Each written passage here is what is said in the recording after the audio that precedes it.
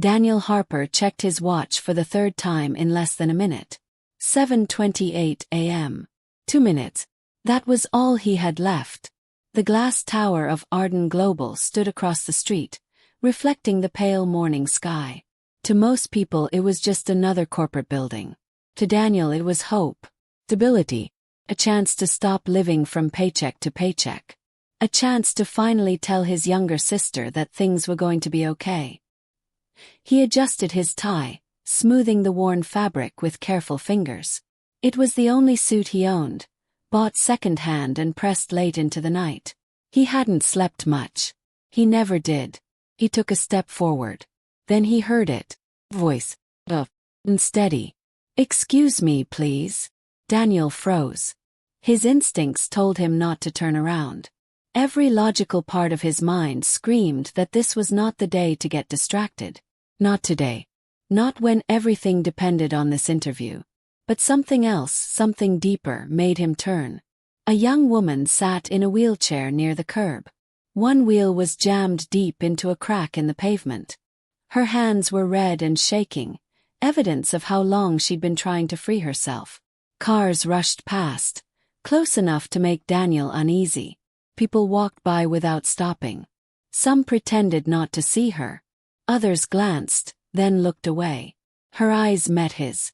"I'm sorry," she said quickly, as if afraid of taking up space. "I've been stuck for a while." Daniel looked at his watch again. 7:29. 1 minute. His chest tightened. He could still make it if he hurried. He could apologize, point toward the building and keep walking. No one would judge him. No one would ever know. But he remembered his mother's voice. If you can help someone, you do. Even when it's inconvenient. Daniel sighed softly and stepped toward her. "Let me help," he said. He crouched down, gripping the wheel carefully, lifting it just enough to slide it free from the crack. The wheelchair rolled forward smoothly. The woman let out a long, shaky breath, like she'd been holding fear inside her lungs. "Thank you," she said. "I didn't think anyone would stop." Daniel offered a small smile and stood up, already half-turned toward the building again. That's when she spoke once more. "I need to get inside that building," she said, nodding toward Arden Global. "But the ramp entrance is around the back, and construction is blocking the sidewalk. I don't know how to get around it." Daniel stopped moving. The building was only a few steps away. He checked his watch. 7:30. The interview was starting. This was the moment that mattered. He could walk away now and still make it. He could tell himself he'd already done enough. He could choose himself for once. He looked at her hands gripping the armrests. Looked at the way she tried to keep her voice steady. "Okay," he said. Her eyes widened. "Okay. I'll get you inside." The longest walk of his life. Helping her took longer than Daniel expected. The sidewalk was uneven and broken. Construction barriers forced them closer to the street. Daniel positioned himself between her wheelchair and the passing cars. His heart racing every time one sped too close. A driver honked angrily. Daniel raised a hand in apology. "I'm really sorry," the woman whispered, shame creeping into her voice. "You don't have to do this." Daniel shook his head. "You don't have to apologize for needing help." They reached the ramp entrance, but the door was heavy. Daniel wedged it open with his shoulder while guiding the wheelchair through. By the time they entered the lobby, his suit was wrinkled, his palms sweaty, his pulse loud in his ears. He looked at the clock behind the reception desk. 7:34 a.m. It was over. The interview was gone. He felt the weight of it settle deep in his chest. Not anger, not regret, just a quiet ache. The woman noticed his expression. "You missed something important," she said softly. Daniel nodded. "An interview." Her face fell. "Oh no. I ruined it." "No," Daniel said gently.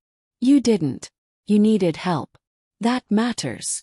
He stepped back, giving her space. "You're inside now. Take care."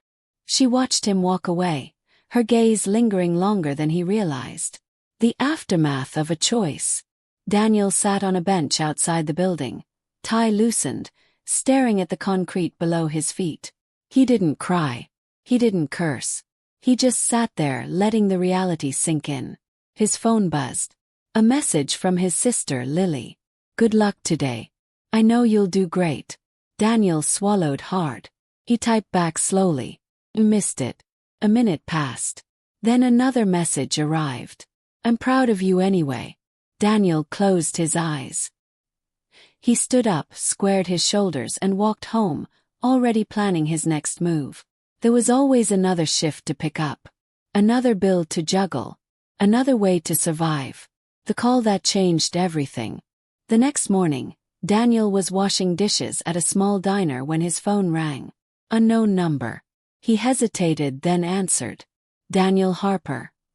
A calm, professional voice asked. "Yes. This is Arden Global Human Resources. You were scheduled for an interview yesterday but didn't arrive. We wanted to check if everything was all right." Daniel paused, then chose honesty. "I helped someone in a wheelchair get into the building. I lost track of time." There was a brief silence. "I see," the voice said. "Could you come in today at 9? Daniel blinked. "You're still willing to interview me?" "Yes." His hands shook as he ended the call. The room that fell silent. The boardroom was massive. Executives lined the table, expressions unreadable. And at the head, the woman from yesterday. The same wheelchair. The same calm eyes. She smiled when she saw him. "Good morning, Daniel." The air left his lungs. One executive cleared his throat. "We'll begin." But the woman raised a hand. "Before we do," she said, "I'd like to explain why Daniel is here." She turned to the room. "Yesterday morning, I arrived at this building early. I was stranded outside for nearly 20 minutes. Many people passed me. Some avoided eye contact. Some looked uncomfortable." He paused. One man stopped. He was in a hurry. He had an interview. Every eye turned to Daniel. "He helped me anyway. He didn't ask who I was. He didn't expect anything in return." She faced him. "I am Evelyn Arden," she said simply. "CEO of Arden Global." The room went completely silent. "And this," she continued, "is why character matters more than timing. More than an interview." The interview that followed felt different. They asked about his work history, his struggles, his goals. Daniel answered honestly, never once mentioning what he'd done the day before. When it ended, Evelyn asked the others to leave. "You didn't help me for recognition," she said. "No," Daniel replied. "I helped because it was right." She nodded.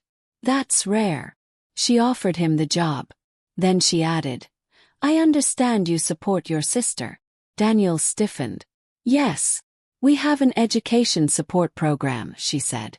"Let's make sure she stays in school." Daniel's vision blurred. Future built on one choice. Months passed. Daniel thrived, not just because of the opportunity but because of who he was allowed to be. He treated everyone with the same respect he'd shown Evelyn that morning.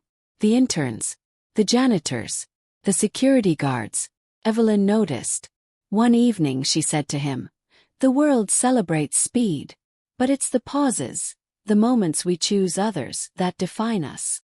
Daniel never forgot the interview he missed. Because it was the moment he proved who he truly was. Final outro line.